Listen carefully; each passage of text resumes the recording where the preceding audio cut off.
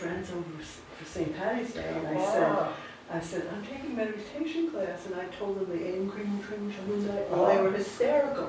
You know, That's nice. people didn't know, and I said, you know, people laughing at me, but they were lovingly, you know, but my friend said, mockery is the highest form of flattery. That's true. They don't understand. Yes, but, yes, But then I had a yes. few people come up to me and ask, Yeah. tell me more. That's good. all that stuff. Did you get your haircut since I last did, week? That's I did, nice. Yeah, thank you. nice. Yeah, you look good. My- Yeah. So you were all set for the, you got a haircut, you were all set I'm for them to come ready. over, you know, and you got physically and mentally, you know, you're prepared for them. Right. Yeah.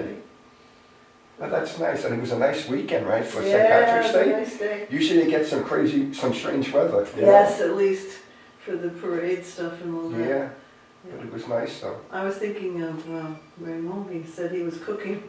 Oh, was he? He was cooking a Spanish dish for his teachers. He said like Oh, 20, that's nice. 20 people coming or something. Yeah, I think they were here both Saturday and Sunday, and this weekend I think they're just here on Saturday. I guess they're giving classes to kind of Well, like, The class for this doesn't start till next Saturday, this coming Saturday. For people that couldn't make it all this time. yeah, and that's a 2-day weekend, Saturday and Sunday. Saturday and Sunday. Yeah. So this really, that's right, yeah, because today's what? Today is the 19th. 19th. Yeah, so that's it. The other 2 Saturdays and Sundays was like indoctrination for the teachers, Oh, but then I this see. one is the people that want to come. Right, the girl who told me about this Yeah. couldn't make the schedule, Oh. but she's coming Saturday. Yeah. So she's, oh, I can't wait. Ah, good. So she's coming for So the she's Saturday. coming Saturday, yeah. Is it 9 All to 6? Saturday, yeah, it's 9 to 7 with 1 hour for lunch. Oh, wow. But I couldn't, well, maybe I could, once you get into it, huh? Yeah, you can, you know, it's a It's going to be a lot whole of people, day, though, it's a more right? intense Yeah. kind Yeah. of Wow. thing. Yeah. Wow. Because what we did in 4 days, they're going to do in 2 days. Exactly. Yeah. Okay. Yeah. Same hours, but Uh-huh. That's true. intense. You broke it up. Yeah. And how is your cooking? You cooked for this weekend? Yeah, I cook for the weekend. I am a very good cook. Nice. Oh, that's good. I was thinking of you. If we had St. Patty's. Good. Corned beef. So, we will start with a meditation. We will do a short meditation because today it's a little bit more of explaining things, of certain concepts that are good to have Mhm.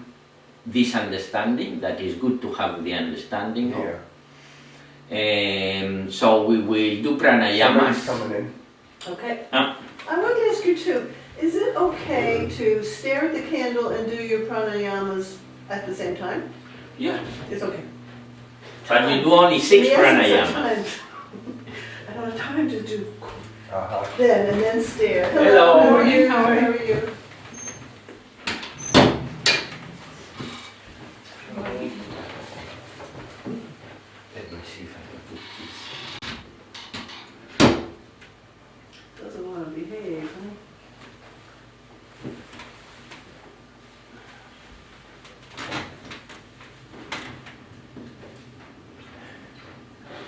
Come on. Find a seat. Make yourself comfortable.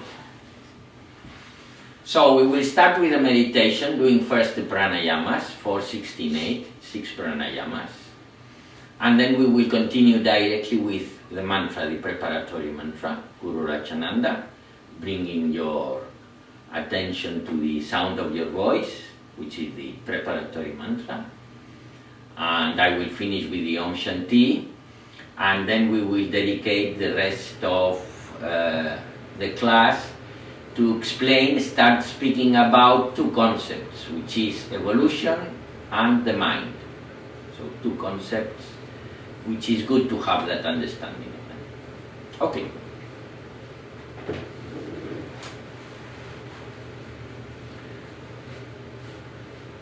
So we start with pranayamas, 4, 16, 8, and we continue with mantra meditation.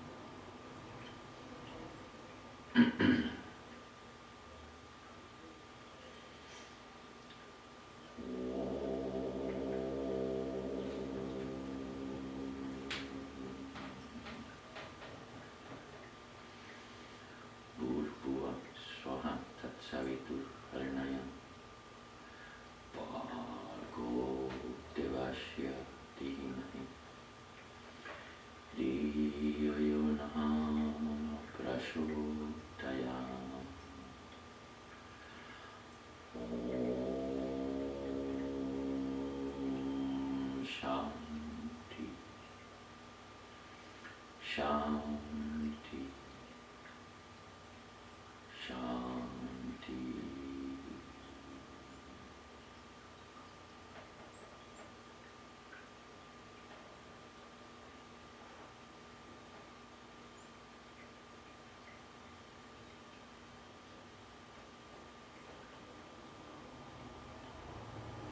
Very slowly you bring yourself out of meditation, allowing 1 minute or so,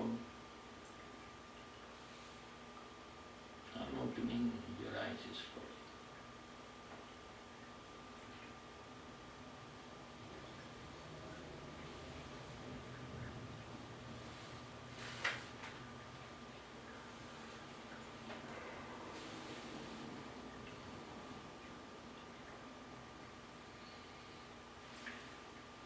Namaste. Two important things about sitting down to meditate. When you sit down to meditate, there are two muscles in the body that if you relax, all of the muscles get relaxed, which are these muscles and the muscles around your eyes. So when you sit down to meditate, you bring your attention to your eyes and you allow them to be relaxed. You bring your attention to these muscles here and you allow them to be relaxed, and you will see that once these muscles are relaxed, all the muscles get relaxed. And then you do the pranayamas, and then if you are sitting down meditation, then you do the pranayamas and tratak or mantra. If you are lying down, you do the tension, distension, and you do the mantra. You don't do the tratak lying down, obviously. Well, you could always do it with a point in the ceiling, right? Laser pointed. No, it's not, never do tratak with any other thing than a candle, because a candle has the amount of light of a candle is one candle, in fact, which will not hurt your retina. Any other light could be... How about those fake candles? No. You want a real candle and you want, the different, so that it is an object you can observe and and allow all the changes that are produced. Also, when you finish your meditation, don't jump out of the meditation quickly, jump slowly. So, you say you put yourself a little gong, you put a timer or something, put a timer that is, like a gong or one of these timers, a chime, very sweet. It's better it is only one sound, ding or dong, so that you know that you are finished, which means that from the moment you hear that, you allow yourself a minute to get up and start. You don't rush out of meditation, you allow the system to come out of meditation slowly. During meditation, and you perceive it in the sensations, the way everything works changes a little bit, and you need to, readapt, allow time so that the system readapts.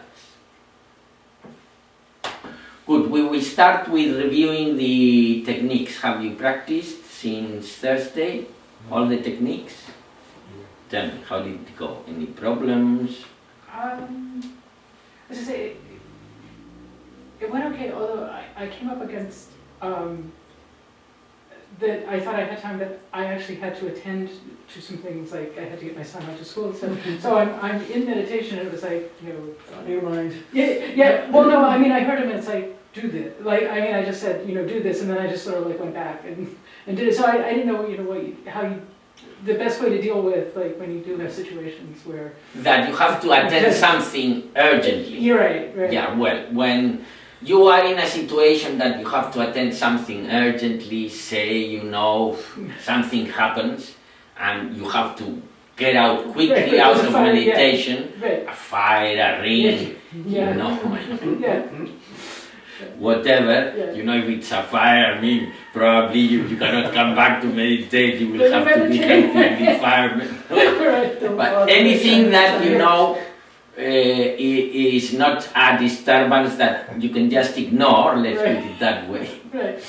Because if it is a disturbance that you can just ignore, you Ignore. simply ignore it as if it was another thought, you know, it's, you know, the telephone starts to ring, for example, and you just simply let it die, you know, ignore it, it's something that is there, but you continue keeping your attention in the sound of your voice, and, you know, and keeping your attention observing all the objects that appear, among them the telephone, which you are letting go also, you know, thoughts or any other thing, you just let go, you keep your attention centered in that. If it is something that you have to answer to, well, you answer to it, and then it's very important to come back to meditation. Mm-hmm. Because if you don't come back to meditate after being taken out of meditation abruptly, it might make you feel angry all day, or you will feel kind of disgusted or not at ease. Mm-hmm. So it's important that you at least go back and meditate at least 5 more minutes. Mm-hmm. It's enough, but to balance it. More things. My other question, so, you know, we have devices, so I do have like a timer thing, and I just wonder what you did before, you know, we had all these devices, like to know the time, because I found that I would know, like, when, like, I would be ready to come out like a minute before it would go. Oh off. yeah, That's exactly, weird. exactly. So do you have just a come clock. out, or do You have just- a clock in your mind. I never use a timer. Yeah, okay, so. You have just- a clock in your mind that tells you exactly, you It's know. 20 minutes. Yeah, That is weird. 20 Yeah, minutes. Yeah, So you just, you You know, just follow your mind clock is the most natural way Right, and the way it should be, you know. right. Like getting. But you know, people sometimes, you know, say they have to catch a bus or they have to be at this time at that place. Mm. So it's a practical thing just in case, Right, You know, miss the bus. yeah. just in case the mind clock fails, you know, you have an automatic reminder. Right. But I never use it personally. Mhm. More things. Yes. Nothing else? No doubts? No problems? Good. Nice, good. I had a couple things. The one laying down, I did this tension a lot. I found with the hands out like this, I was like, I wanted to bring them together. Right. But is that okay? You know, it's like, Well, you know, I will tell you, the position of the body transmits or brings in you a psychic state. You know, for example, if I am like this, speaking with you, you're very relaxed, right? you know, I am kind in a mood. You know, if I put this position in my body, Right. it also creates a mood in my system. Right. So the position affects the mood. Uh-huh. This position, which is Savasana, is the most vulnerable position you can be in. Because you have the hands upright, so you cannot kind of do like this. Yeah. You cannot jump. You have the hands like this. You have the neck. You know, you are surrendered. Yeah, it's weird. I kept So, surrendering. you know, and you don't want to surrender. That's why you want to be more protected. Right, you wanna get to- right. But it's part of this technique, you know, particularly when you are doing it for the first 6 to 8 weeks. that you do it lying down, then normally you will continue doing it sitting down. Particularly because you will be doing your personal mantra, which is the next step that, you know, in June when I come back, if we sort out all the housing things, Yep. we can organize that for you, and in any case, if not, there are teachers here, there is a teachers organization here that, you know, through the classroom thing, I will make sure that you get in contact with them. Nice. So that is, so the first, going back to the lying down, the first 6-8 Force weeks, yourself, this right? lying down position is kind of letting go, no? It is putting that mood, you know, that I surrender, no? Okay. It's the end of the day also, so you allow yourself to surrender, you come with all the inertia of the day, so you just surrender, you know, and put your attention in the sound of your voice, repeating the mantra for 20 minutes, and it's good to do that the first 6-8 weeks. Then you will be doing it sitting down and Do hands matter sitting down together? Separate? yeah, that's another thing I noticed, that you do it like this. When you meditate sitting down, which is very much putting all your senses drawn in, because you listen inside your inner voice, you have your eye closed, so whatever you see is part of your imagination, as your inner vision, let's say, your feelings, which means all your inner world. Now, if you are like this, it's very easy to find out. If you close your eyes and put your attention in the sensations that the body creates when you are like this, and now you close your hands, and you look at the sensations that the body creates when you have your hands closed. Okay, you open your eyes now. And you see that like this, you are more kind of, A little tighter. Yeah. you are kind of drawn in. So that's why you close this circuit and close this circuit, the circuit of the, which, you know, this is one way to do it. The Hindus do it in this other way, but you know, that is, if you are used to be sitting like that, you know, I wouldn't be able in this chair to do it. But in the chair I have at home, I do it like that because I am comfortable and I've always done it this way. But this is good enough, you know, and so this would be the position. And obviously, in a more comfortable chair than this, because these, you know, are chairs to come and go with.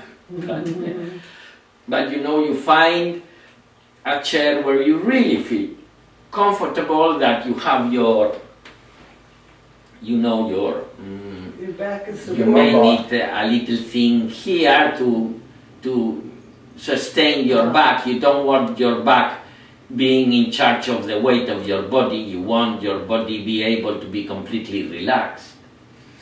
If your face falls, you know, like you are meditating and your face falls, doesn't matter. Simply when you realize it's fall, very gently you just lift it up.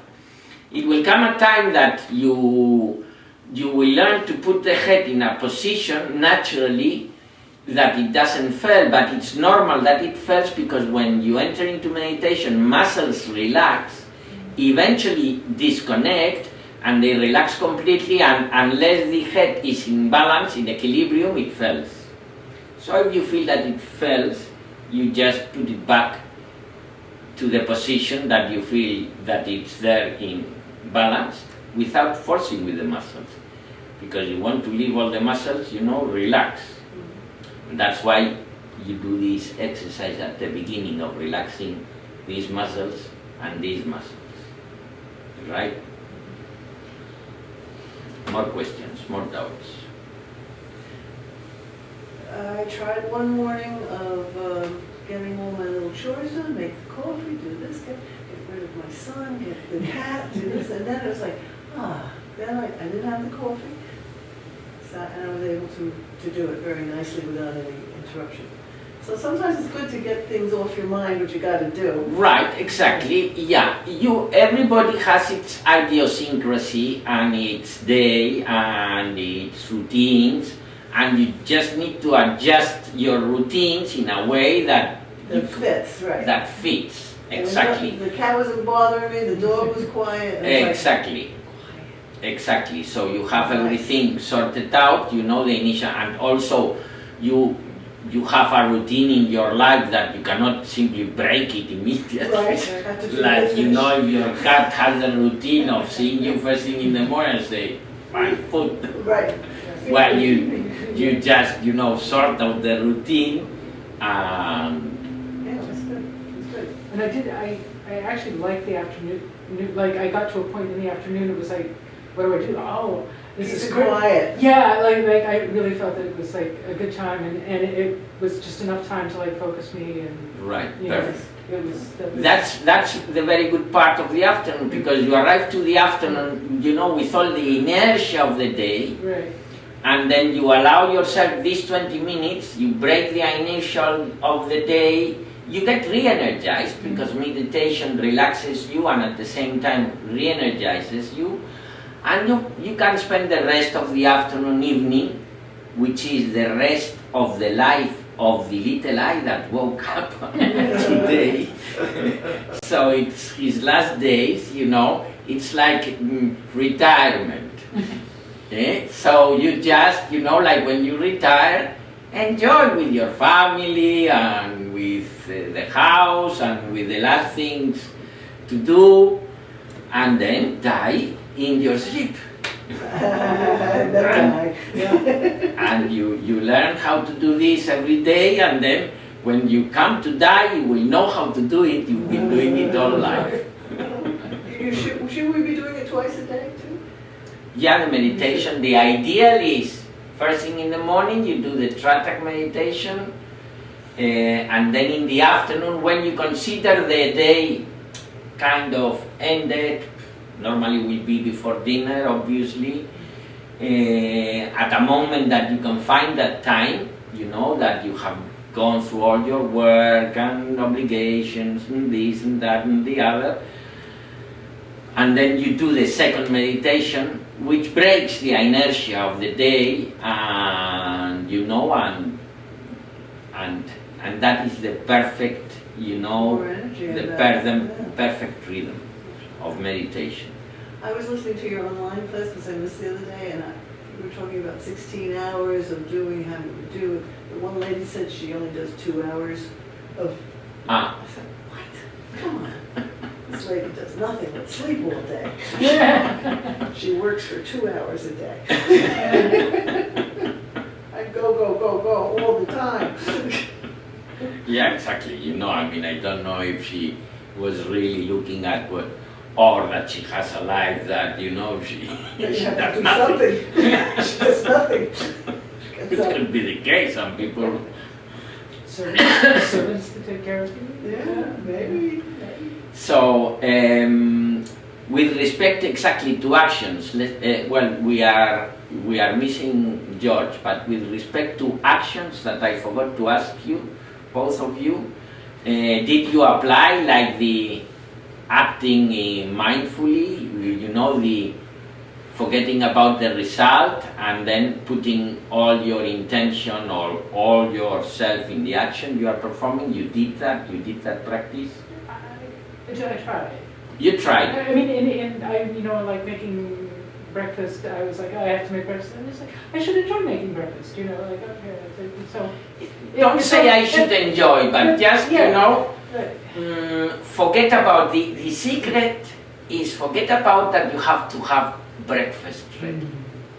And just do breakfast. I mean, the bread, how it smells, the this, the that, and just do breakfast. So it's less I should, you know, because if you do it as an obligation, it's more learning to flow in the action than obliging you to act in a certain way. And the way to flow in the action is by being oblivious of the result you are seeking with your action. So if you become oblivious of the result you are seeking, the only thing you have left is the action. And then your attention and your abilities focus in the action. And with techniques like Tratak, that mind starts developing the ability to focus effortlessly, everything comes little by little into place. So it is not like trying or telling you I should, but kind of every time you remember, and if you don't remember, put yourself a reminder, like a sticker in the fridge or these bells or these timers that can sound once an hour, the Alexa, remind me. Yeah, there is. This comes from this monk, this Buddhist monk that is very well known. I don't know if he's very, very ill or he died, but it's Thich Nhat Oh, really? Thich Nhat Hanh. Thich Nhat Hanh, you know that he's been he's very well known all around the world. Well, they have it in his monastery there in Plum Village. They have this bell that sounds, they make it sound every hour or every half hour. So when it sounds, they stop, they breathe, and whatever they do it mindfully, and this, that, the other. In fact, the idea, which that's a discipline in a monastery, but the idea is teaching yourself to flow in action. And the idea is teaching yourself to act oblivious of the result. Which means, let me give you an example. This does not mean that you know your objectives. Say, soccer, Say you are this, I will put this example because it's a sport I know. I couldn't put one of football, American football, because I don't know how it works. But imagine a penalty. When they make a fault in the area and they have to throw a penalty. So of course the goal, the objective is scoring the penalty. But normally you will find that the players, when it is, if they score they win, if they don't score they lose. So their attention is very much in the result. Those are the times that they really miss more, because of their attention is in the result. If they, knowing the objective, could become oblivious of the result, then they score. That's why, competition sports people, really have to be trained very much, because, if you get caught by the pressure of 100,000 people watching. You have to focus on one thing, yes. And if you don't score, this, and if you score that, they really have to overcome that, and they learn these kind of techniques, and they have all these psychologists training them for that, no? But that is, an extreme case, no? In a normal life that we have, what happens is that our mind is always seeking the results of what we are doing. Our mind, instead of being in what we are doing, is in having done what we are doing. It's kind of like, it's a burden for us doing things. and one has to teach himself to learn to flow in action. And the way to teach yourself is to teach yourself to forget about the result you are seeking. So, you are washing dishes, just wash dishes. You are peeling potatoes, just peel potatoes. You are doing an email, just do that email. So you focus in the action, what I am saying, not that I want it sent, not that you put it away, you move away from the result and you concentrate in the action. What I want to say, what I am seeking, saying this, and how can I say it so that he understands it. And you just get yourself into that action, in the action of writing that email, in this other example, no? I find I'm driving better. I'm focusing on the driving. I think women are such multitaskers anyway that it's very difficult because all around you we're thinking, oh, I gotta go to Walgreens and do this. Well, Very- you can multitask mindfully also. Ah, there we go. No, so the problem is not multitasking. The problem is in seeking the results of your actions. In fact, if you get to the point that you stop seeking results, like I want this to happen, or I want that to happen, or I want this to happen, and you free yourself from the seeking of results, you become free in reality. Which doesn't mean that you go without direction. Yeah, you go with the direction, say like in the example of the football, you know, I'm playing football, so you know when I get the ball I really push it hard towards the goalkeeper of the other, and I do it my best. But I don't mind if I win or I lose, if I get this result or this other result, and my happiness is not in scoring the goal, but in playing the ball. So you get your happiness, you get the satisfaction in the action itself, and not in the results of the action. Because the results of the actions never bring you a result, and whatever satisfaction it brings, it's it comes and goes. While acting, you are acting all the time. So at the end you get more satisfaction. So it's like the Rolling Stone, I can get no.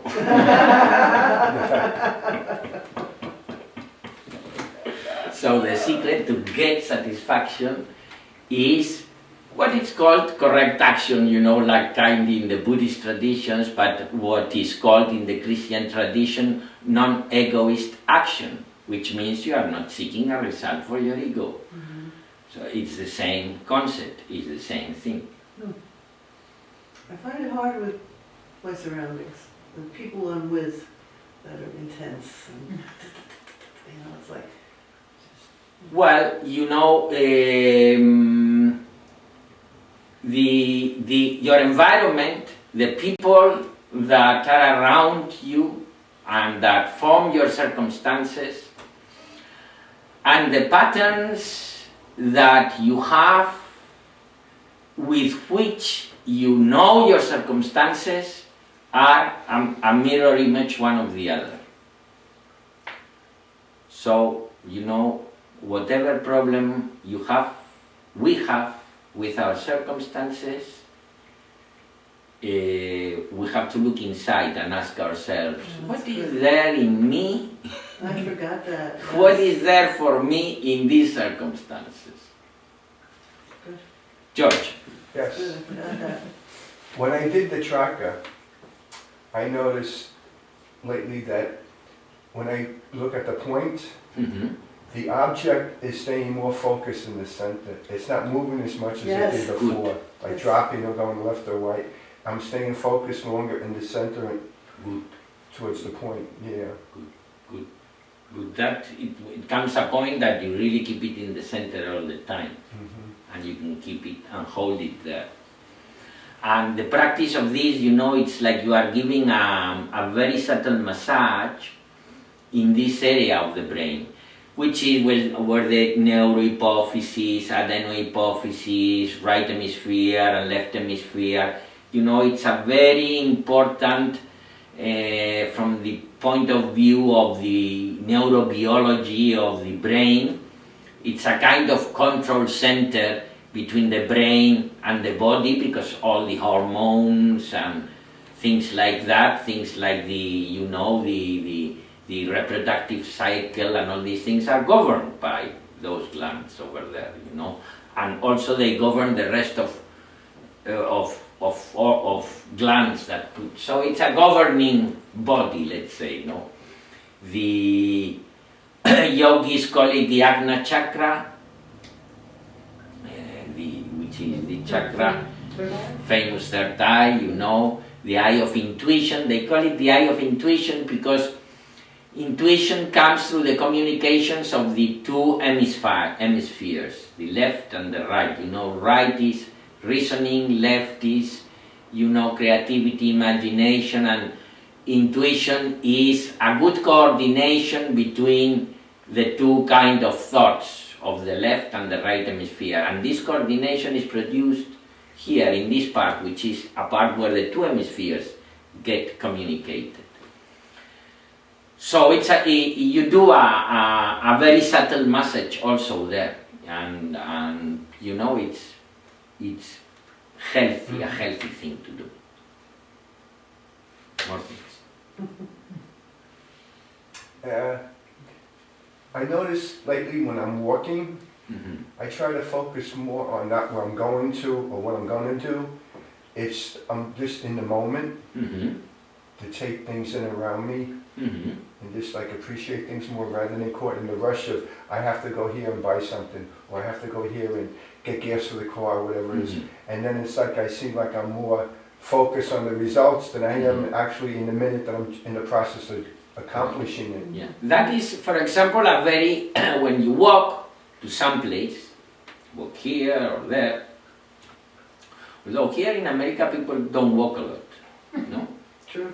They In the go by city, in the Very city. in the lazy. city, yeah, they go by car. Very close. Yes, distance is not easy. Yeah, I can understand Yeah. that. Mm. But anyhow, walking is, you can. It's a very. You can do a meditation walking, no. But anytime you have to walk here or there, say you are walking from the parking to the bank. Well, there is a way of walking which is, you put in coordination, movement and breathing. Like 2 steps breathe in, 2 steps breathe out. 2 steps breathe in, 2 steps breathe out. 2 steps breathe in. This will keep your attention in the walking. And if you know where you're going, you just don't need to think anymore about the bank because you will get there eventually. You don't want to be like these children that you put them in the car for taking them for vacation and they start asking as they leave your house, when are we arriving to? Are we there yet? And they start running. And then the trip becomes long and long and long and long. No, you don't want to do that. You just, walk in that direction. But if you walk like this, you will realize that you little by little become more aware, not only of your walking, but of everything around you. The people or the this, the that, the other. And you will also realize that most of the people are absolutely unaware of everything because you can see in their faces that they are only aware of themselves or of their thoughts, not themselves, but the thought mechanisms. So try it. It's a way of doing, mindful walking. It's a mindful action. Walking is an action, and we need to walk, as little as it may be. We need to walk here and there. So if every time you walk, you start walking in this way and you try doing it, you will see that it is, it is nice, you know, it's a nice way to, because it, you know, you create rhythm and you find the rhythm of your body, you become aware of your body also, and of the movement, and of your breathing, and at the same time you become more aware of everything around you. Because you know your awareness is brought to the moment, and you know, kept in the moment through the coordination of breathing and movement, and away of all the mind chatter. And then you see all the people walking around, and you can see in their faces that they are unaware of you, for example, but you are aware of them, because they It's like are, driving. Yeah. they are on some story. Right. Actually, I was taking the train a couple of days ago, and a lot of times on the train it's like, oh, I have to read, I have to do this, I have to, you know, get, like it's a time I'll get everything done. And so I was just in the train thinking, I should be doing this, and I just looked outside and it was beautiful, and I just watched the trees go by, and it was beautiful. Nice. It was a nice Yeah, and day. you know, the other stuff got done eventually. Exactly, I mean,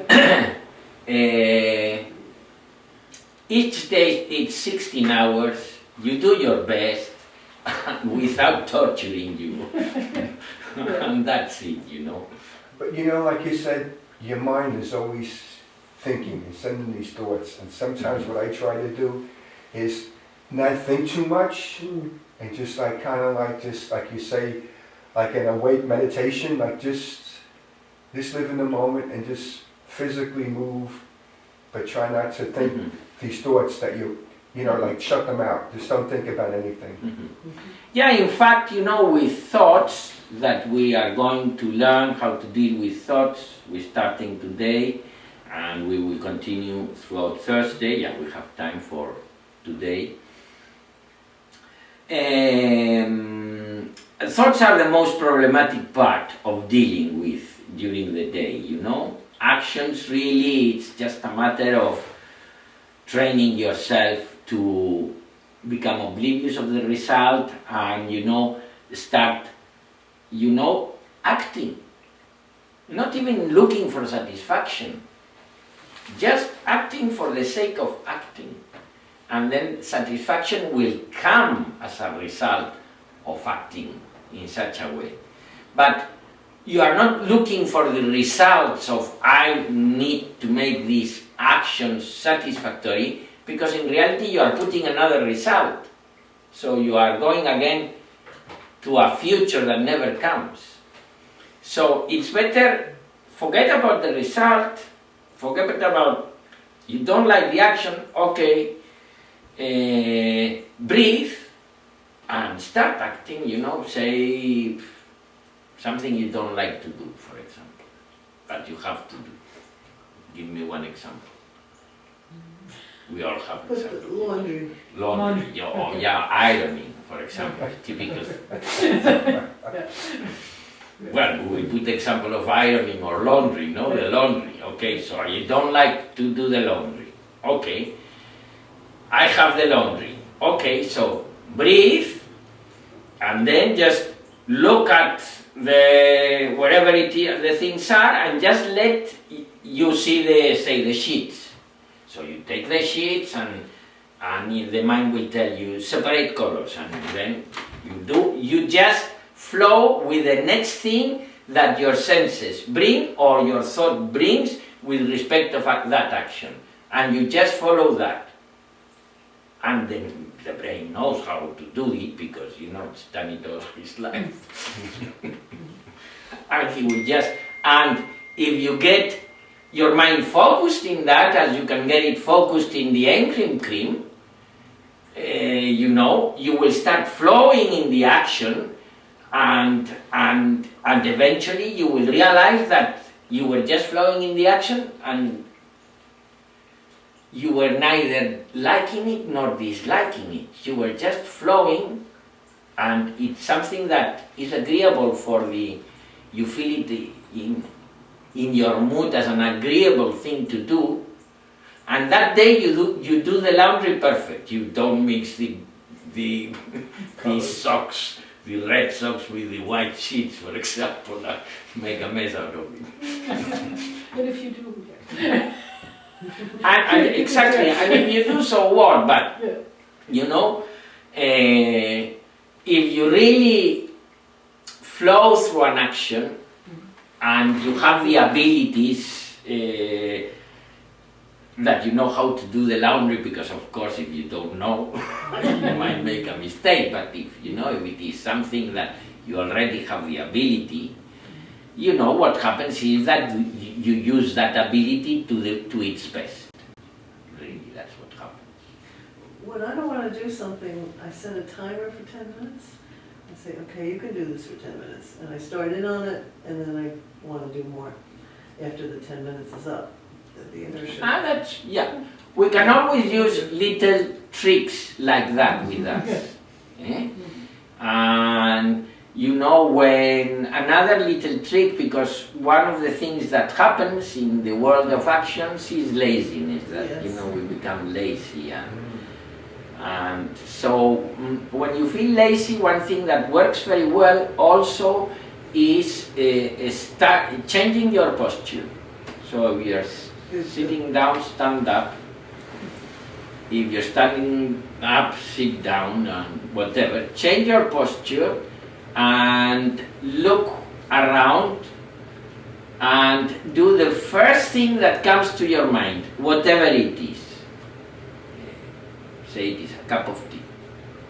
Well, then go, and with no more objective than doing a cup of tea, you flow in the action of doing a cup of tea, and then very probably flowing in that action, you will start looking at some other place and you will see, or will come to you something else to do, and you will start flowing, and once you start acting, then everything starts coming into place, you know. Learning to act correctly, karma yoga for us householders is a very important yoga, because we are many hours of the day acting, you know. We are not in a monastery, you know, thinking about the sex of angels, which many times they do in monasteries, you know. When it's a saying, you know, thinking about, you know, the non-dual self and who is the doer and the observer of the observation of the creation of the manifestation. You know, that it can come to a point that it becomes like thinking about the sex of angels, you know, all day. Well, you don't have time to do that. So Jnana Yoga, which is a lot of, you know, trying to find discrimination through thought of what is real and what is unreal, or you know, it's less for us, although we all have to have karma yoga, the yoga of actions. Even in monasteries they have their gardens and they do their things and they have their actions to perform and they have to keep the house going. So we all have karma yoga. We all have jnana yoga because we have to learn to use thought, to discern, to discriminate. And we all have bhakti yoga because you need to be devoted, you need to feel love. You know, if you have devotion, devoting yourself to an action, to the action you are performing, it will be easier. So it's a combination of the three yogas, of the three things that we have to deal with in reality. Okay? So, I know, I said I need to stand up for a minute. They were crippled. I said, as we're doing our meditation, I'm sure everyone was hearing me change my feet. I'm moving a little. So that means I'm not centered and comfortable enough yet. Okay, that's better.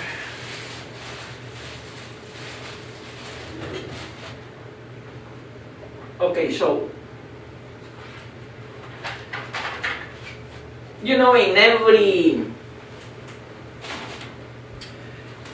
at the end of the day, meditation, mindfulness techniques come, as you know, from the different contemplative traditions of the different spiritual, traditions. And if in every spiritual tradition the question of how all this came about is there, no? How all this came about. And what people have traditionally done, and all spiritual organizations have done, is, to look for the fathers, the founding fathers, the founding fathers of all this. So people in the Amazon will say, well, the parents of the parents of the parents of the parents of the parents of the parents of my parents was this thing in this tortoise that came about through this thing, or in our culture, the parents of your parents of your parents, or my parents, well, it was Adam and Eve, and there was God that did this, and so on and so forth. If you look at the different cultures, everybody says, well, I am here because I was born from my parents, and my parents are here because they were born from their parents, so who are the first parents? That's a question that everybody, or in all these spiritual traditions is asked.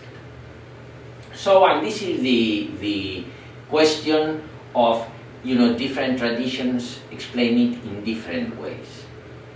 Really, what I'm going to use today is the scientific approach, which is very similar to the Eastern approach, to the Eastern philosophy approach, but I'm going to explain you simply the scientific approach. Why it is important? Because it is important that each of us realize that we are a form of life in evolution. So we are a result of evolution and a form of life in evolution. And thus, this life that we have is kind of a school. And we come here to learn. And this is the purpose of evolution and the purpose of the form of life in evolution that you are experiencing in this lifetime. Now, the way to understand this is, you are here. Imagine that you have a string, and you pull the string and it's your parents. And you pull the string again and it's the parents of your parents. And you pull the string again and you have the parents of your parents of your parents. And you pull the string again, so on and so forth, no? So imagine you start pulling of that string. Tell me, in your opinion, where does that string finishes? Because you always need parents, you come from parents. This is another important point. Not only you are a form of life in evolution, but you are a product of love. Because your parents had to have, even if it was only lustful love, but some kind of love, was the reason that you are here. There had to be some... There was a twinkle in his eye. Right. Some good feeling of some description, could be more higher or more lower, but it is a result of love. So you are a result of love, you are a form of life in evolution, and then, like your parents are a result of love and a form of life in evolution, which had parents, that had parents, that had parents, that had parents. So where that string finishes. With God, I think, with Adam and Eve. Well, I will give you the, what is the concept that is used today by science, because this is, it is not that science is the absolute truth, but it is the best relative truth that we can handle today. No? You know, in the year 1000, your family, the parents of your parents, in the year 1000,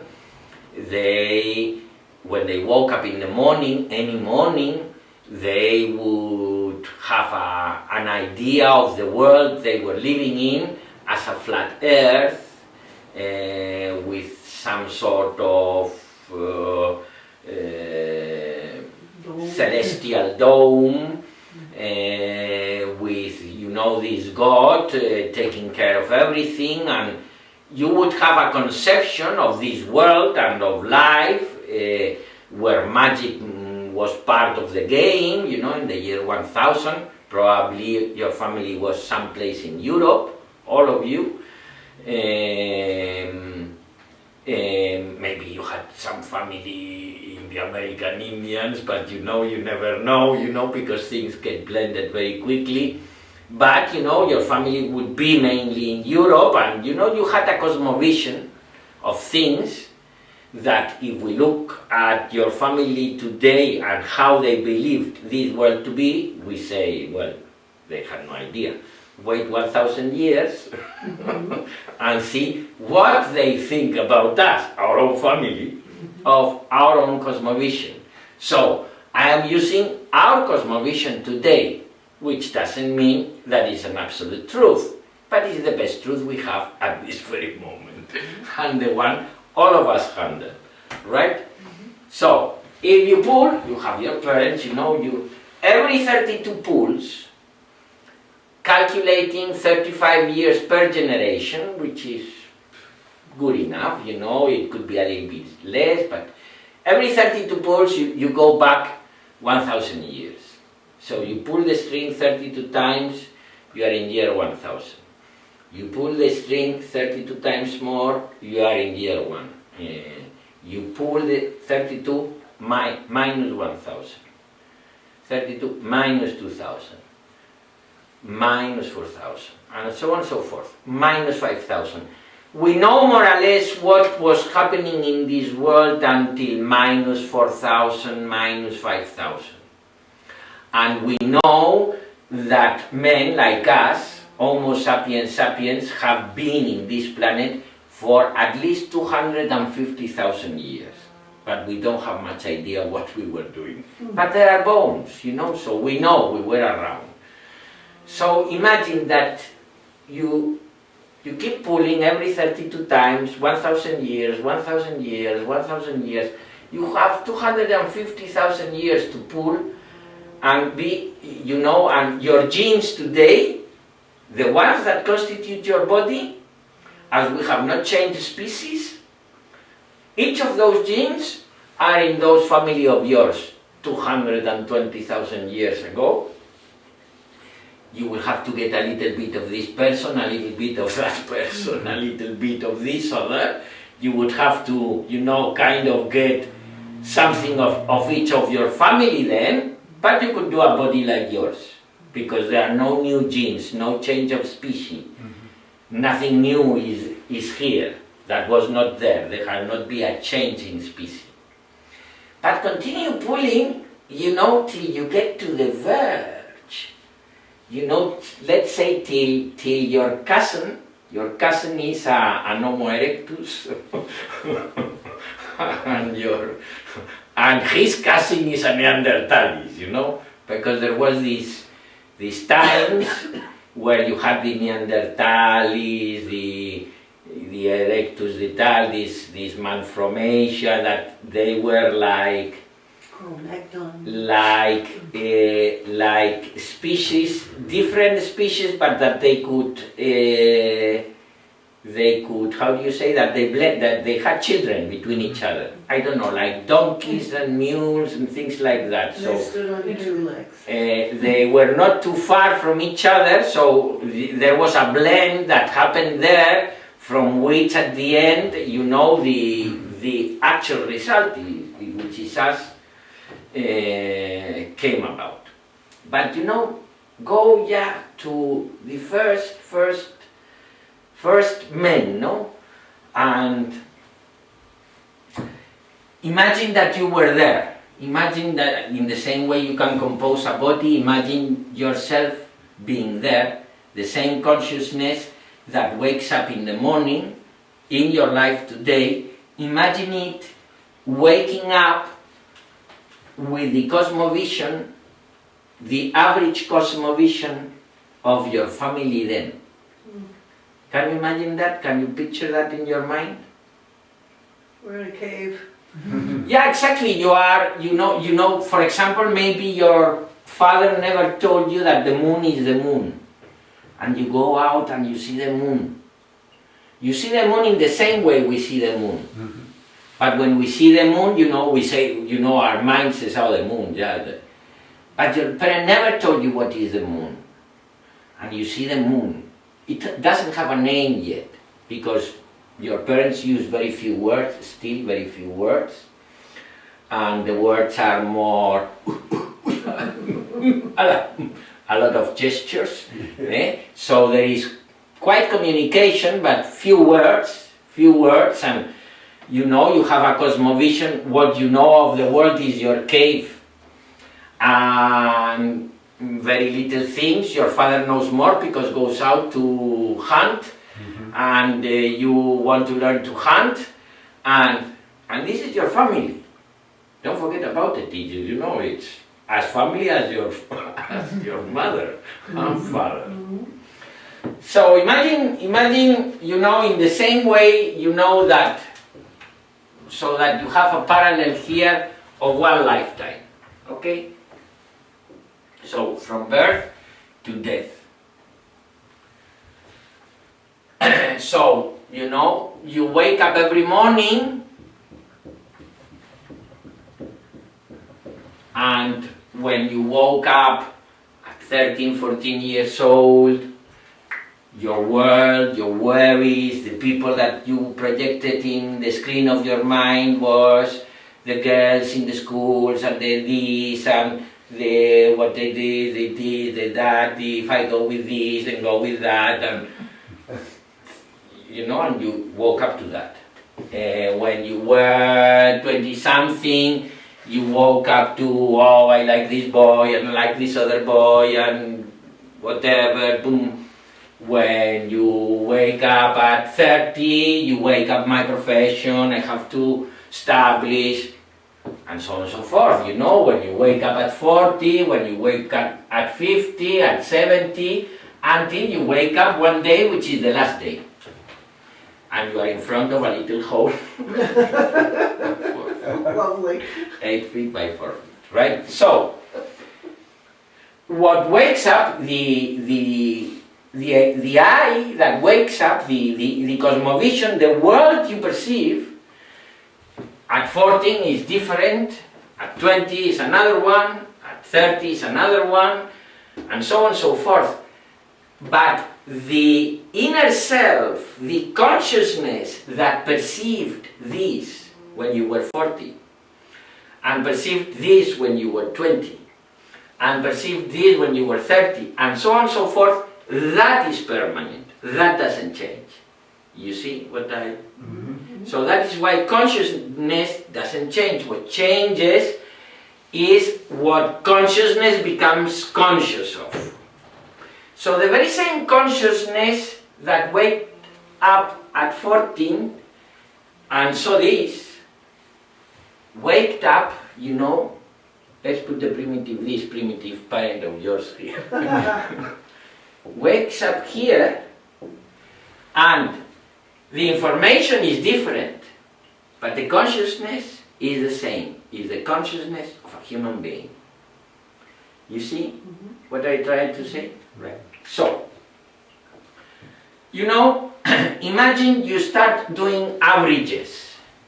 You know, you start doing averages of this family of yours. You know, say it's 2 generations or 3 generations, you make an average family of yours.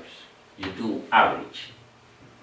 Averages, which means you take everything into consideration. And in fact, you do the averages knowing the exact genes and characteristics that you have learned.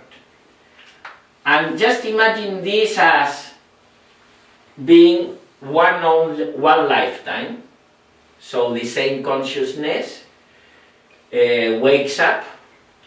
You know, this first man had these experiences, grows, fights, this, that, the other, continues asking himself about the moon, and start counting how much time. So, you know, at the end of his life, he tells, you know, he guesses that the moon is a god that grows and whatever. But he knows to count 28 days. He has already found out what is the moon, start putting names, no? So you die to that life. You are born in the next lifetime. You already have that learned. Your parents have already told you. So you have these other experiences. You learn these other things. You die to that lifetime. You are born to another one where you already know all these previous things. And you have these experiences. And these experiences teach you things. And you create new words for new things that you... And lifetime after lifetime after lifetime after lifetime, till you arrive where you are, here. Can you picture that in your minds? Mm-hmm. So you are a result of evolution. But, and evolution is a process of learning. Because if you continue pulling that string, where do you end?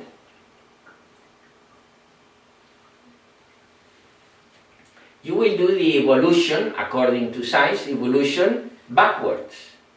So eventually your family will be a monkey of some description, an ape of some description, and eventually it will be a sort of rat, which is from where the apes come, and eventually it will be some sort of reptile, and an amphibian, and a fish, and you know, a polymer, and then the first eukaryotic cell. Okay, so imagine you pull the string all the way down to the first eukaryotic cell. Then, look at evolution. They say evolution is the survival of the fittest. That's not how evolution works. That component is there, but it is not the survival of the fittest, is the survival of the one that adapt better, which means that learn more. That's not the fittest. In fact, human beings are way, way far away to being the fittest of the jungle. Any gorilla is much more fit than human beings, but they dominated the jungle, you know.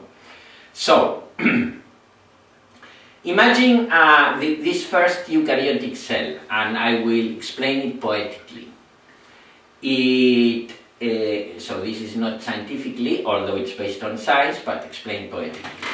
This cell was confronted, say, to an acid environment, learned how to survive there, and gave that information in the form of a code in DNA to the next generation, that were confronted with this other thing, learned how to survive in that situation, wrote it in their DNA, which is a code to transfer information, and gave that information to the next generation. And like this, generation after generation after generation after generation, until you arrive to the first human beings. The first human beings have something more. They can transfer information not only through their genes, but also through their language. Genes codify 22 amino acids. I don't know if you have studied biology or some descriptions. So genes, you know, it's like you have 22 amino acids with which you do proteins, and genes codify these. So in reality, you can say that with these 22 amino acids, you can make all bodies existed and to exist, because it's just a matter of how you combine them.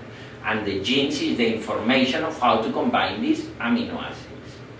Well, language is the same. Instead of 22 amino acids, it's more or less 20-something letters in different language, which combined in different ways and forms, you can write all the books that have been written, plus all those books to be written in the future.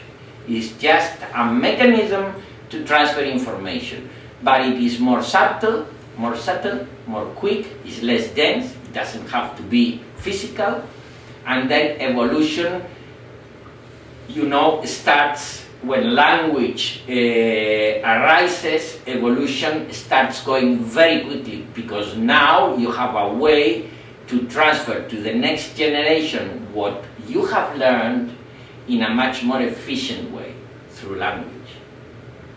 And you are here thanks of all the things that your parents and the parents of your parents and the parents of the parents of your parents have been learning. So, it's important, I mean, to become a human being takes...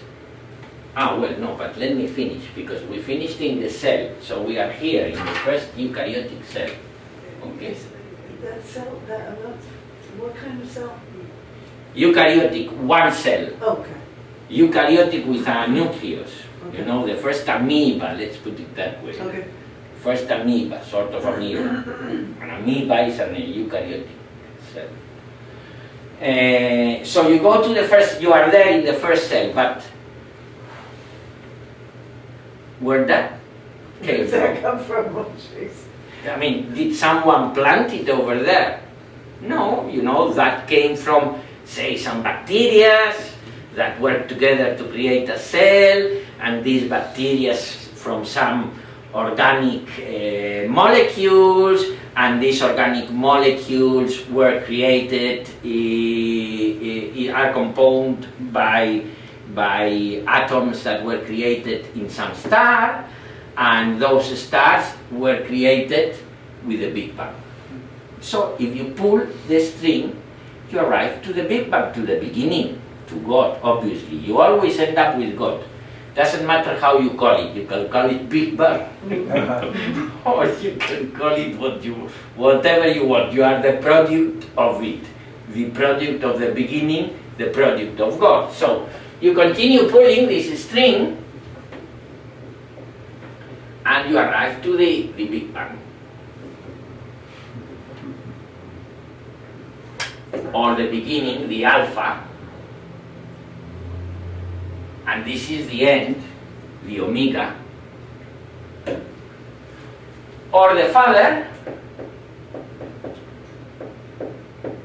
and the Son, or in yogic terms, the Brahman and the Atman.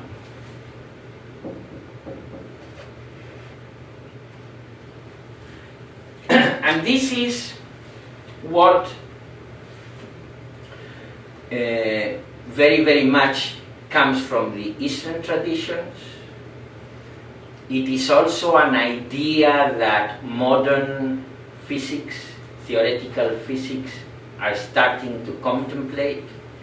The idea of consciousness as a necessary component of this manifestation, because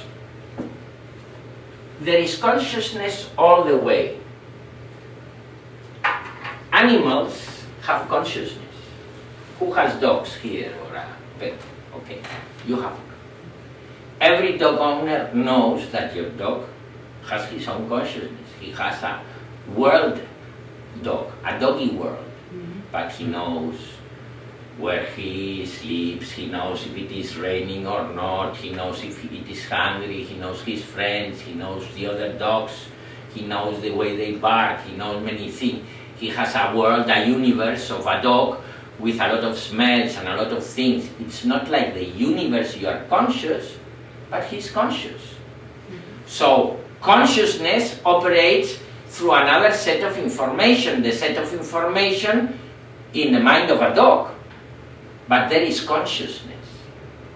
So in the same way, you know that you have consciousness with the mind of this primitive man, the consciousness is the same. The information set is what changes. The information set is the mind that is created through experience. But consciousness is not the mind. Consciousness, in fact, is the supreme consciousness. Consciousness and God, in reality, from this perspective, would be using the same two words to speak about the same thing. So, you know, imagine in the same way we have imagined this man having lifetimes. Imagine, you know, this fish, swimming and with the consciousness of the universe of a fish that, you know, starts. Imagine it as if it was one lifetime, you know, that some of the days I started to swim in the surface and I started to jump and I saw the sky and, you know, and I started to see the sky and I started to see the earth, you know, greens and things like that. So I started to get near the coast and came back and, you know, I was so curious about those things and I learned how to develop, you know, very strong front flips, and I started to crawl in and crawl back to the water and crawl in and little by little, as I went a lot of time out, I started to learn to breathe outside there. So I learned to breathe there, and then I decided to live in the earth and left the sea and, you know, started to eat leaves and things like that. In fact, I was in the sense your family. You don't come from the big dinosaurs, you come from the small reptiles that eventually lived, you know, in holes and became rats and rodents. They became rodents, no? So, you know, you became a rodent, you were there protected, you learned to live in Earth. There was a big catastrophe at those times because, you know, this meteorite fall and all these big people all around that were constantly attacking you, you know, suddenly they all disappeared, and as you found a way to live in this little hole, you know, when things started to get clear, you ate the roots of the tree, but, you know, you eat the roots, you started to go up the tree and started to try the berries, you learned to move around the trees, you started to develop the ability to move from the trees, and little by little you started to use some tools to get the bees or the this or the that. You started to communicate more, and then little by little you left the tree and you started, as your family here, having experiences and being able to transfer your information, your experience, what you have learned through language to the next generation, and you started until you arrive here. Mm-hmm. Right, so, you know, people, when they speak about reincarnation in reality, what means is this, evolution.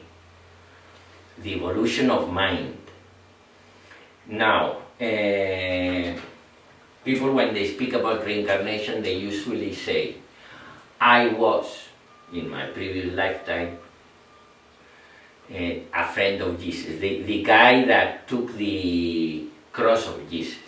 Because people, when they speak of incarnations, you know, they are always someone relevant to the story. They never tell you, I was a pedophile in my last life. They always were a king, a queen, or a saint, or something of... And that's it. It's an ego game. You don't reincarnate in anything. Now, imagine that we have these averages that I spoke to you about before. always think of a child prodigy that could sit down and play piano like nothing, like is he Mozart reincarnated, you know? Well, I see that. Yeah, that is something How that do they you do know it? that you could say, you know. But what is the important thing of this? Of the question is who is reincarnating? Because you are here, no? And say here we have Queen Elizabeth of England, and here we have. King Henry.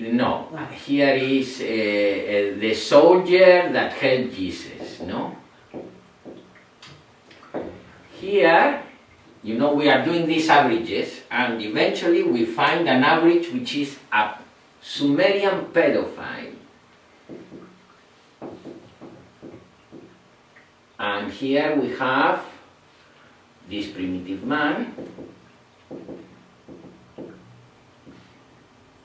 And here we have Homo erectus, which was a cannibal. And here we have, you know, our closest ape parent. And here we have a rat and a fish and nothing, and the cell. So, you say, I was Queen Elizabeth, but with the same argument, this soldier can say, no, I, you, no. I, me, the soldier that helped Jesus, became Queen Elizabeth, and then I have become into you. But the I is me. You see the point? What I'm trying to say? But then the Sumerian pedophile says, no, you are all wrong. The I is me. And so the same thing can say the primitive man, the cannibal, the ape, the rat. No, the I is me. The I is the fish. The I is the cell. Which is the I? The I is God. God is the I. God is that consciousness that started to have experience, unfolded, and through experience, because this is all experience. You know, the atoms experimented clashing with each other to create more atoms with more weight, and then the atoms had experiences clashing with each other and created molecules, which then had experiences and came together to do things together, and then the cell appeared, and then, you know, all this path. So this is something that is, you know, unfolding, which is only experience. And God, in order to know himself, has to go through all this experience. Because who knows the Big Bang? Or who knows the Big Bang better than God? Well, no, who knows? I mean, why am I speaking about the Big Bang? The Big Bang doesn't know itself unless I am here to know the Big Bang. I'm a product of the Big Bang. But the Big Bang cannot know itself without me. Okay. He knows itself through me. That is why it's said in the Bible, no one can know the Father but through the Son. You are the Son, you are the end of you are what is at the end of that string. There is nothing more further than that. If you start counting in you. You are that consciousness with all the gathered experiences required to be able to know the Father. So this is evolution. Questions? Wow, okay. No? You don't like it? No, I never heard the fish and rat and all that. That's a little bit new to me, but I guess... Never heard I guess I did evolution? hear about evolution and the lizard becoming stand-up character and all that. Yeah, I will show you, I will show Yeah, you. yeah. Wow. Wow. Como es solo de música, bueno, voy a poner un vídeo. So look, this is from a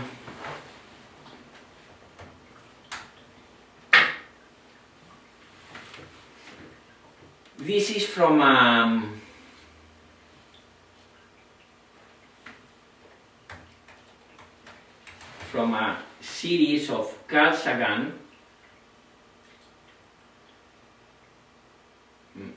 What is this? I think we just never stopped to think about it, you know? It's like going back to science class in school. Well, I didn't want it to be a science class.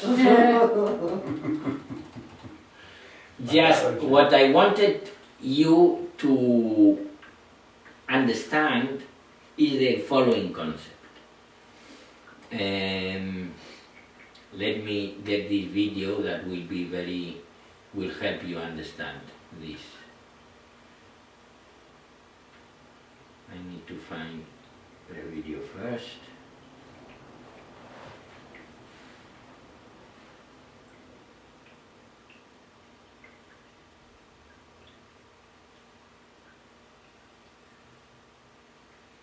Yeah, here.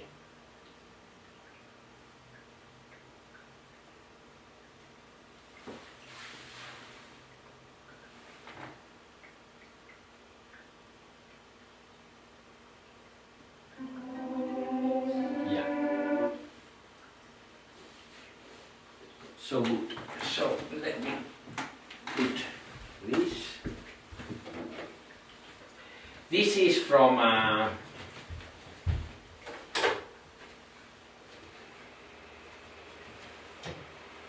series of Carl Sagan called Cosmos. Have you heard those series? Carl Sagan.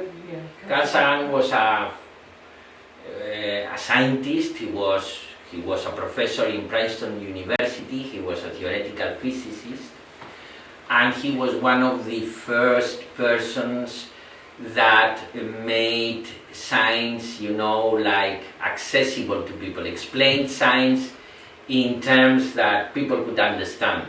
And he did this very famous TV series called Cosmos that has been re-edited now by this other very well-known science guy that he's a colored man called Tyron or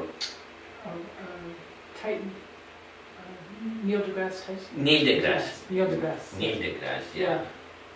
So, I'm not familiar with that. It's the natural history let me machine. put Okay. this So like that. it's like he runs things and he does a lot of stuff to make because science more Okay. approachable to.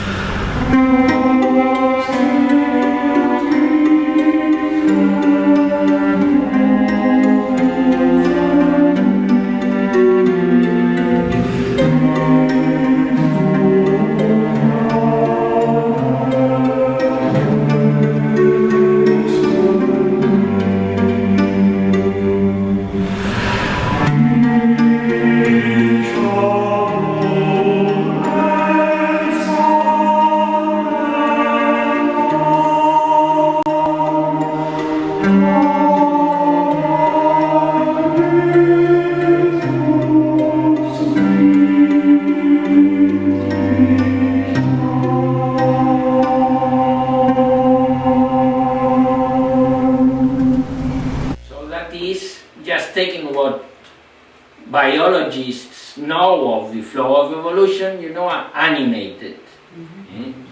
Which means you come from the stars, we are star powder, all the atoms, every atom, each of them that is in your body now, that very same atom was before in a star, lived in a star, because they were formed in stars. So we are stardust, literally. I mean, this is literal. Which means, the idea is you are the product of this event, and the ancient people called it God, and I like to call it God because it's a word that has been used for centuries, and it's a good word enough, because God is also said to be the unknowable, the unnameable, which means basically that we don't know it, but from that came all this process that comes to you. So it's realizing two things. The Buddhists call this kind of the preliminary teachings, which is the first teaching is realize the impermanence of life, the impermanence of things, that everything is changing, that the eye that wakes up today will die tonight, that everything comes and goes, and that everything changes, and that this is impermanence is part of all this. That's the first one. We learned about that. We spoke about the little hole, the 8 foot by 5 foot hole. The second teaching is the importance to be born a human being. Like it is not easy to be born a human being, and so much so, it takes 13.7 times 10 to the 9th years to create you. All the way that goes from the Big Bang to this actual lifetime that you have. It took all that time of the learning process of generations and generations and generations and generations of living beings, pushed by this consciousness, or by this God. You can call it the laws of nature, or you can call it the laws of God. Nobody can break them. You can understand them, and by understanding them, if you know the laws of fluid dynamics, you can make an airplane. If you understand the laws, you achieve creative abilities over the laws of the nature that you understand, but you cannot break them. You know the laws, you cannot change gravity. Gravity is there, is unchangeable, unbreakable. You can understand it. It will come to a point that we will understand how gravity works, and we may be able to do a technology that cancels the gravity field. For example, when they train the astronauts, they just put them to, in a place that goes round and round and compensates the gravity, compensates the forces of gravity, and they kind of float. But it's not that you break the law, it's that you understand the law and you know how to go around it. So the laws of nature or the laws of God are the same thing, and through the laws of nature you have come about, which is the same thing as saying through the laws of God you have come about. So I'm going to, in fact, now to finish, because I think it comes to the point, and I don't have time to start how does your individual mind works, because you come after all this process of evolution, you come with an individual mind. Okay, now we want to know how does that work, how has it formed, and how do you deal with your thoughts in your day-to-day life. And that is what we will do on Thursday, no? But to finish this, I'm going to put you a video that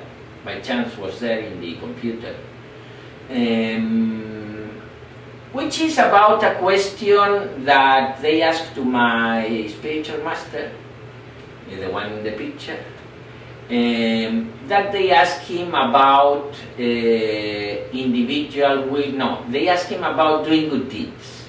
Doing good deeds. When you want to do good deeds. Because people, when they get on the spiritual path or they want to feel good, they can get into this point of, I want to do good deeds, no?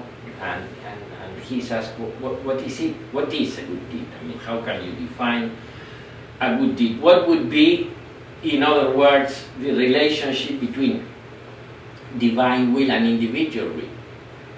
And what is individual will? In this sense, can the individual will against divine will? Can the individual go against the laws of nature, which would be more or less the same? So it's a short video, it's about 12 minutes, so we will have time to see it, and if you want to make any questions afterwards. I need to put this, sorry.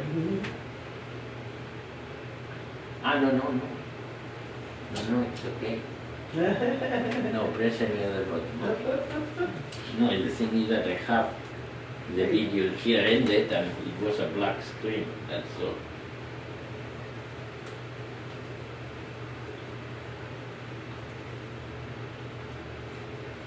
Divine will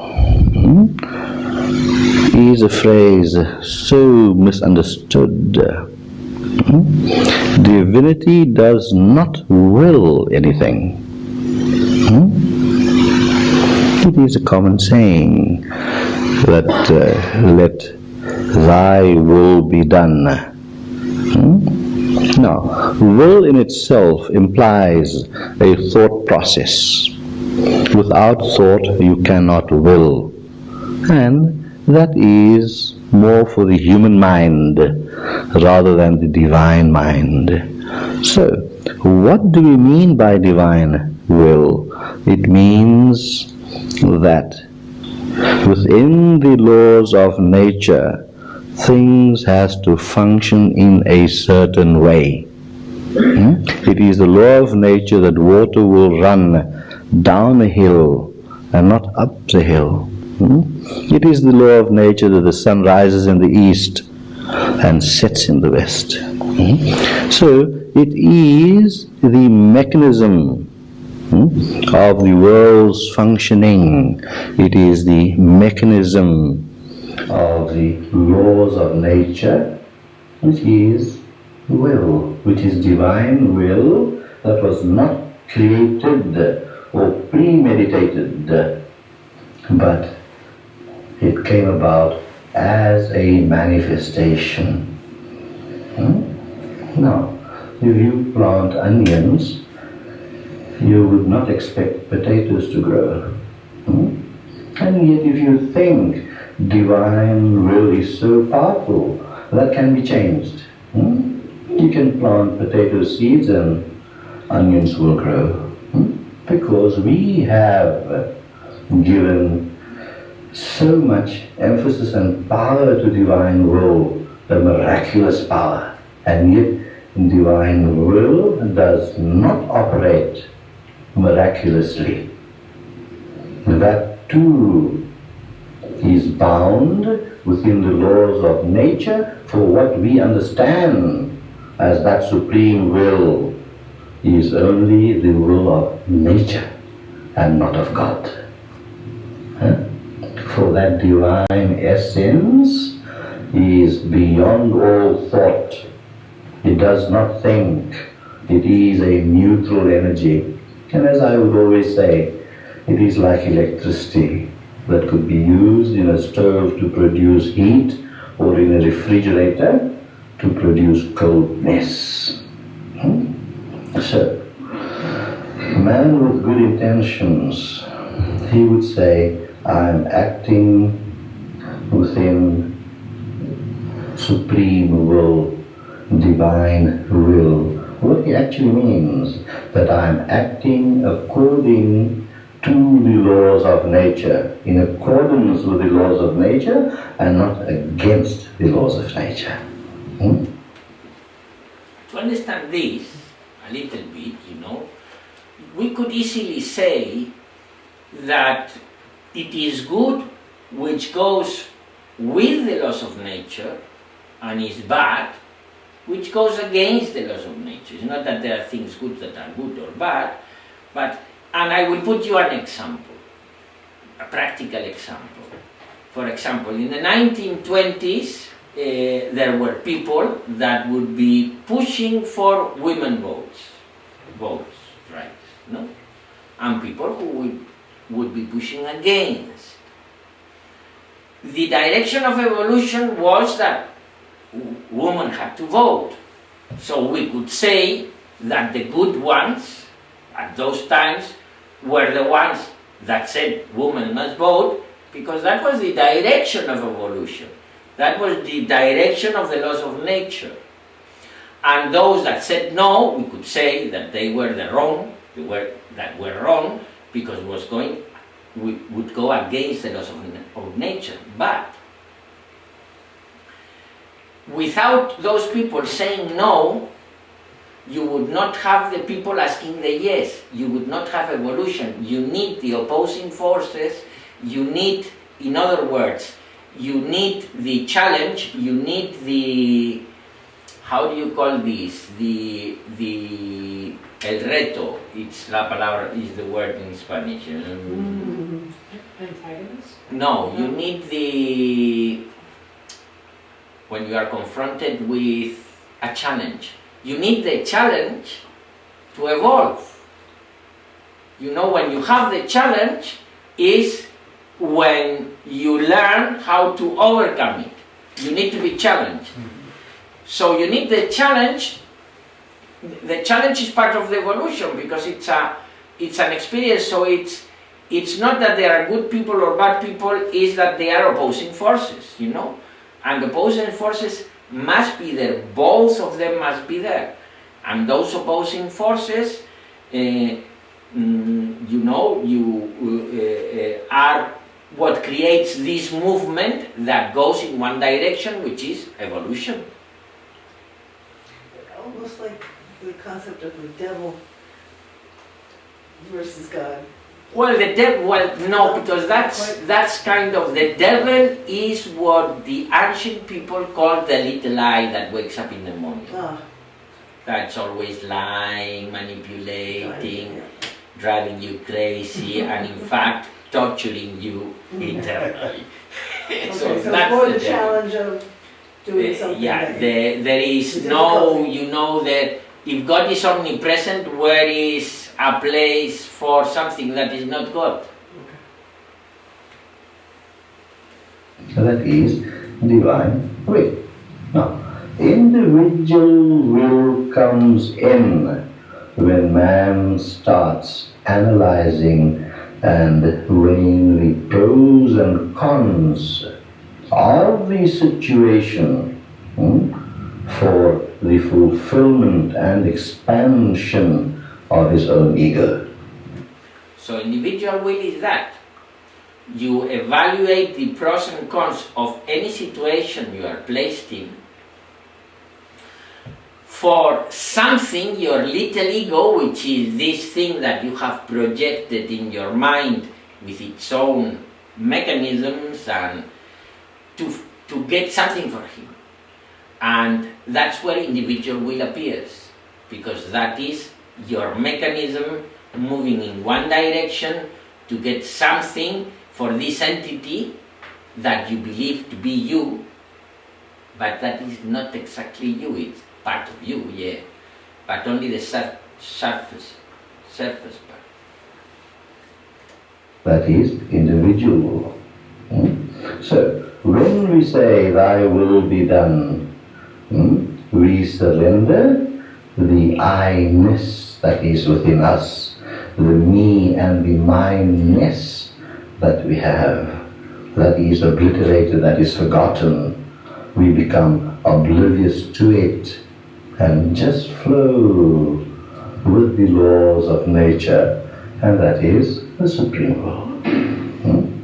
So here, good intentions can have no power whatsoever as long as it is based upon the needs of the ego. Once the needs of the ego and its bolstering up could be eradicated through spiritual practices, then those intentions that started in our little minds merge or manifest as the intentions of the Supreme Mind. Then only all our work bears fruit, beneficial fruit, sweet fruit to benefit others. There was an old man who was planting mangoes. Now, mango trees take at least about 6-7 years to grow and bear fruit. So some youngsters were passing by and they told this old man, you are so old, you've got one foot in the grave, you're going to pass away. And then why do you plant these trees? Because by the time the tree grows and bears fruit, you will be dead. So he says, I'm not planting for myself. I'm planting for others to enjoy it. I'm just doing my work. I still have some strength in my body, and let me use it for the benefit of others. And this is the essence of Karma Yoga, because if you become oblivious of the result, then for what is it that you use your action? You use your action for the benefit of others, because that's what life is. Every life is given for life to continue. An orange tree gives oranges but not to eat, then himself the oranges, for others to eat. A cow gives milk for others to drink. A dancer dances for others to admire. A teacher teaches for others to learn. So all your action in reality is for the benefit of others, even you like it or not, because that's how life is put together. So if you become oblivious of that little I, and you just give your life to where it belongs, which is to life itself, then that is Karma Yoga. That is reduction.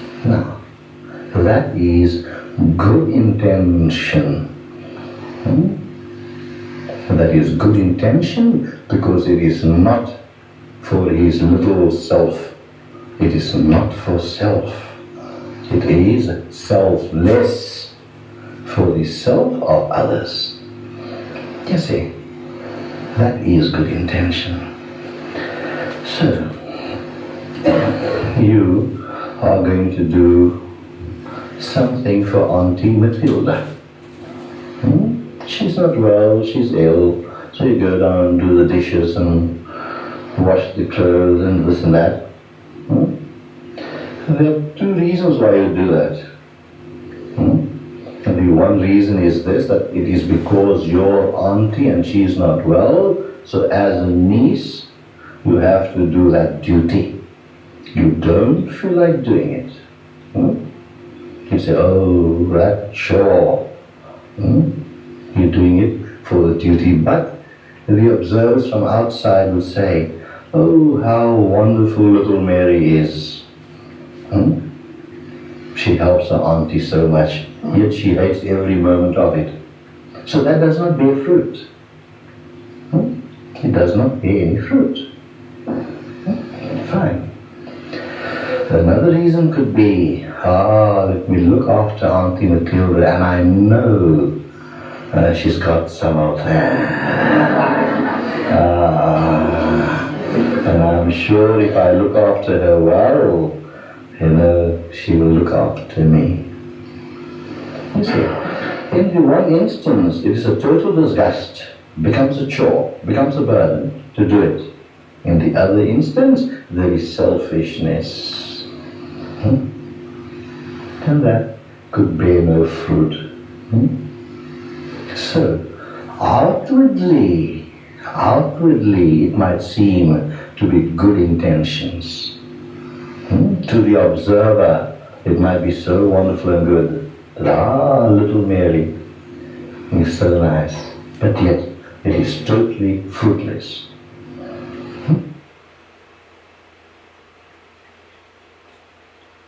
Any questions?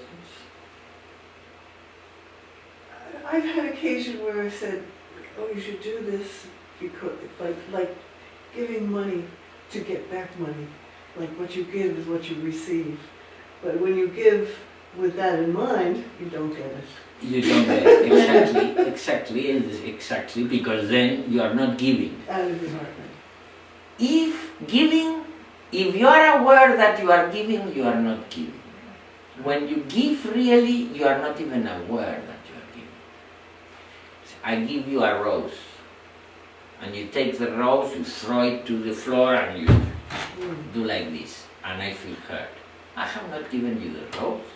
I was trading the rose for a smile, for, thank you very much, and given I didn't get what I expected, I have not given anything. I was trading. We know how to trade. We are good at trading, but very bad at giving. The nearest experience of giving that human beings have is mothers. When they have a little child, and when they are cleaning him and bathing him and all these things, and they are not saying, I've changed your diapers 4 today. They don't write it down. They are not saying, you owe me a lot. You don't have the sensation of giving anything. You are just giving yourself off without even thinking that you are giving anything. That is true giving.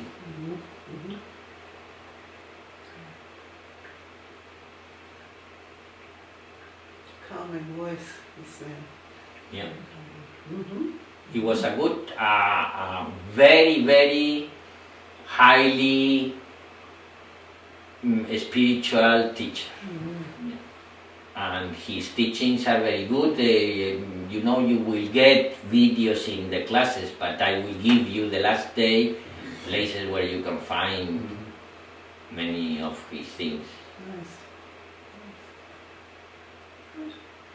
Okay, so namaste. Namaste. See you Thursday. on Thursday. Yeah. Very heavy stuff. What do you mean heavy? Heavy meaning, oh. So But didn't you like it? Didn't Yes, you like yes. the perspective I like to and think how about the Lots to think about. Yes. yeah